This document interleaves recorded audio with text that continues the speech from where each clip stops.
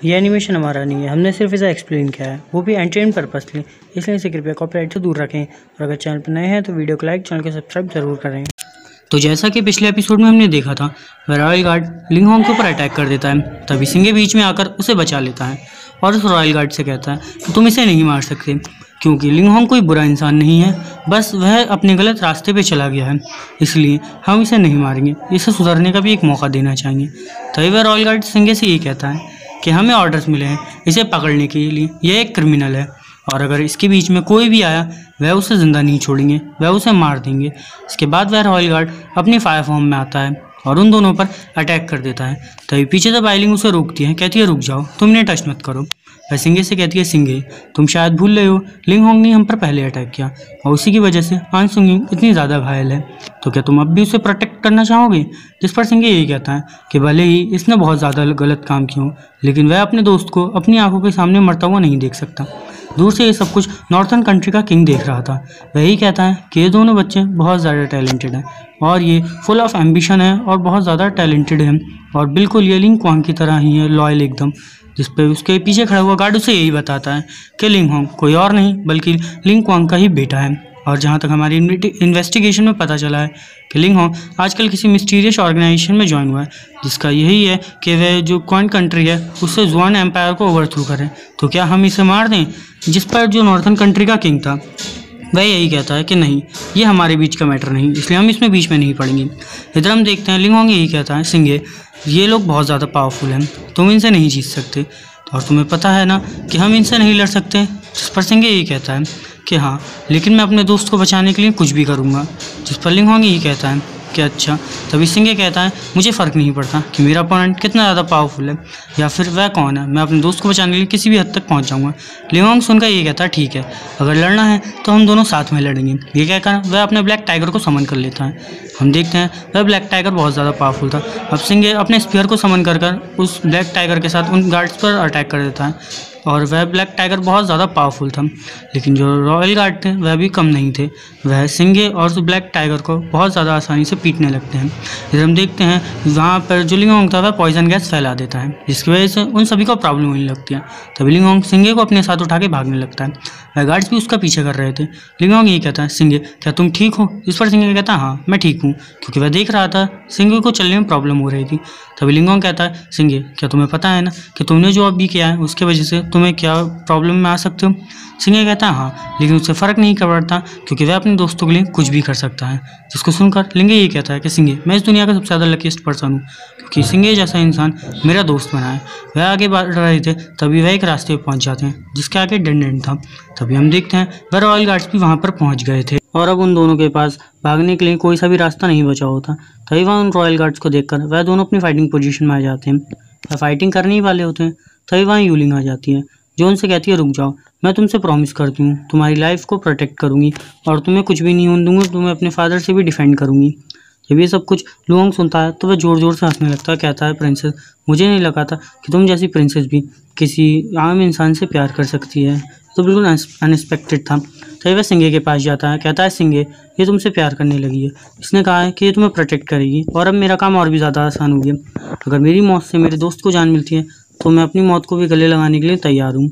और फिर वह यूलिंग से कहता है यूलिंग तुमने मुझसे प्रॉमिस करा है तुम सिंगे को प्रोटेक्ट करोगी, अपना वादा याद रखना। और ये कहकर वह डेड एंड की ओर कूद जाता है। जब सिंगे ये दिखता है तो वह उसे बचाने की कोशिश करता है।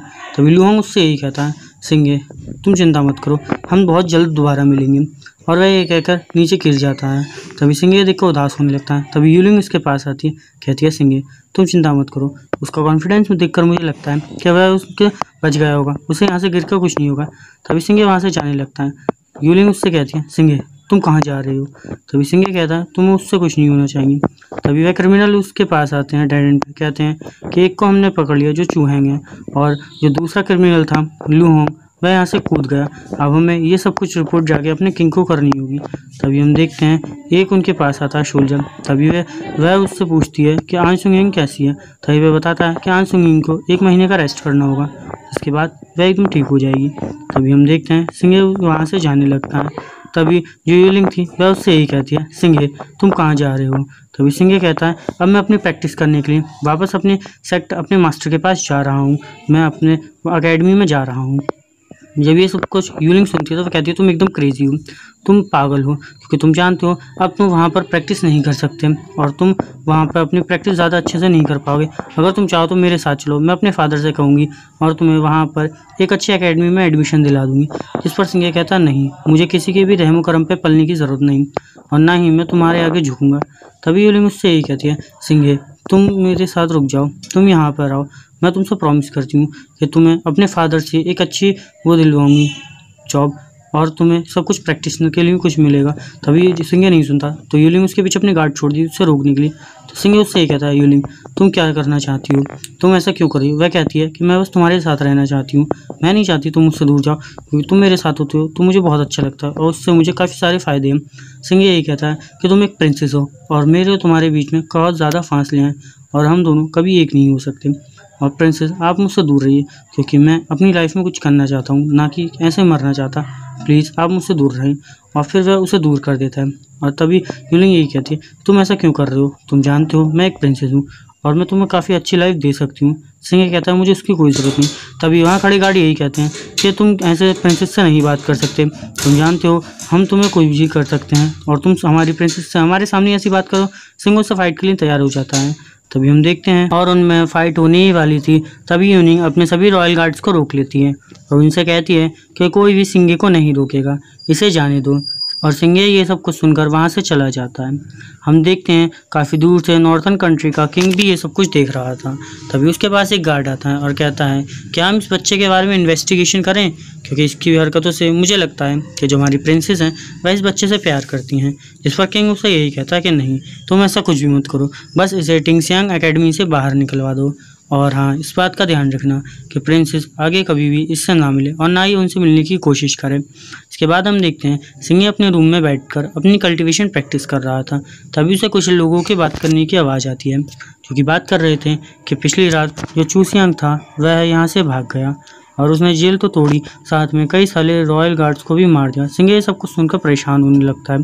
तभी हम देखते हैं उसके घर पर वाइस प्रिंसिपल आ गए थे, जो कि उससे आकर यही कहते हैं कि तुम कैसे हो। सिंघे कहता है मैं ठीक हूँ और उन्हें ग्रीट करता है।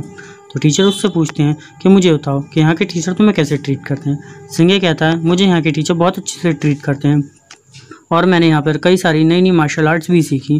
तभी टीचर उससे कहते हैं कि तुम मेरे यहाँ के सबसे ज़्यादा अच्छा पावरफुल स्टूडेंट हो, जो यहाँ के मोस्ट टैलेंटेड है, और मैं चाहता था कि तुम यहाँ टावर बैटल में पार्टिसिपेट करो और जीतो। और यहाँ तक कि सारे टीचर्स का भी यही मानना था, लेकिन अब तुम इसमें पार्टिसिपेट नहीं करोगे। जिस पर सिंघे यही कहता है कि लेकिन क्यों। तो वे बताते हैं कि हमारी ये टिंगसियांग एकेडमी नॉर्थन सिटी के अंडर आती है और नॉर्थन सिटी के किंग नहीं चाहते कि अब तुम इस एकेडमी में रहो। वे चाहते हैं कि तुम इस सिटी से और इस जो एकेडमी इससे बाहर निकाल दिया जाए। तो सिंघे यही कहता है लेकिन मैंने करा क्या है जो मुझे ऐसी पनिशमेंट मिल रही है। तो वह उससे यही कहते हैं तुमने कुछ नहीं करा, लेकिन अब किंग नहीं चाहते कि तुम यहाँ प्रैक्टिस करो, इसलिए तुम्हें ये एकेडमी छोड़नी होगी। सिंघे कहता है मास्टर अब आप परेशान मत होइए, क्योंकि अब मेरी वजह से टिंगसियांग एकेडमी इस बात में नहीं आएगी और ना ही इसके बीच में मैं इसको घसीटूंगा, मैं यहाँ से चला जाऊँगा। सिंघे को इस बात पर बहुत ज़्यादा गुस्सा आ रहा था।